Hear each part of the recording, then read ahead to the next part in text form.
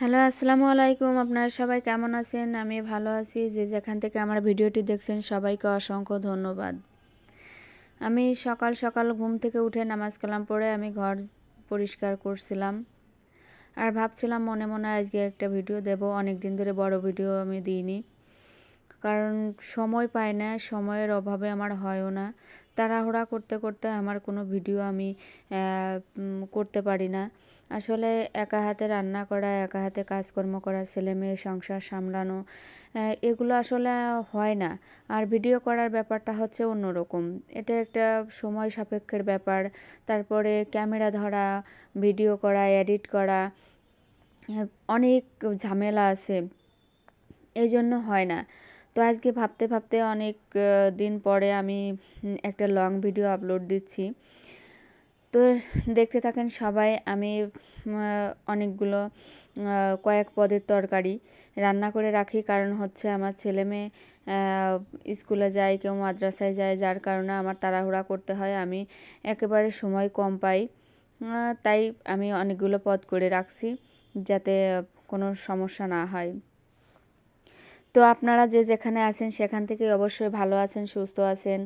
তো আপনারা অবশ্যই আপনাদের সাথে আমি আছি, আপনাদের পাশে আছি।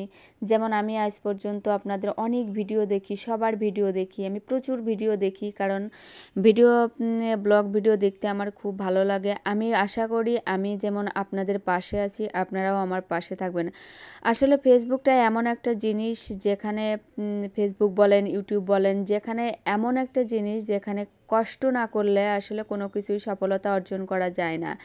আসলে আমরা হয়তো ভেবেছিলাম যে এটা আসলে সহজ, কিন্তু এটা এতটাও সহজ না যে এত সহজে মনিটাইজেশন পেয়ে যাব, সেটআপ পেয়ে যাব, তা না। তো যাই হোক, যেটাই সামনে পড়ুক, যেটাই সামনে আসুক, আমি দেখার চেষ্টা করি, কমেন্ট করি। তো আপনারা আমার পাশে থাকবেন, আর আমার জন্য দোয়া করবেন, আমি যেন সুস্থ থাকি। আমার ছেলেমেয়েকে জন্য দোয়া করবেন।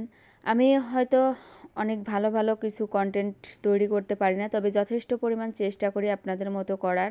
তবে করার চেষ্টা করি, সেটা আমার জন্য দোয়া করবেন। তো শীতকালে সবাই পিঠা খাওয়ার ধুম পড়েছে। অনেক রকম বাহারি পিঠা, যেমন ভাপা পিঠা, পুলি পিঠা, দুধ চিতই পিঠা, এগুলো আসলে খেতে অনেক মজা লাগে।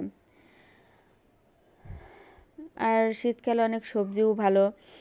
আমি মাঝে মধ্যে ধনিয়া পাতাটাও ভর্তা করে খাই, কারণ এটা আমার খুব ভালো লাগে। মাছ মাংসের থেকে অনেক সময় ভর্তা ভাত বেশি ভালো লাগে, টেস্টি লাগে। তবে আমার ছেলেমেয়ে মাছ মাংস ছাড়া খেতে চায় না, এই জন্য তাদের জন্য আমার একটু করতে হয়। তো যেখান থেকে দেখছেন সবাইকে অসংখ্য ধন্যবাদ আমার পাশে থেকে আমার ভিডিওটি শেষ পর্যন্ত দেখার জন্য। সবাইকে ধন্যবাদ জানাচ্ছি। ভালো থাকবেন, সুস্থ থাকবেন, সবাইকে নিয়ে ভালো থাকবেন। আসসালামু আলাইকুম। সবাই সবাইকে খেয়াল রাখবেন। ইনশাল্লাহ সবাই সবার পাশে থাকার চেষ্টা করব। আল্লাহ হাফেজ।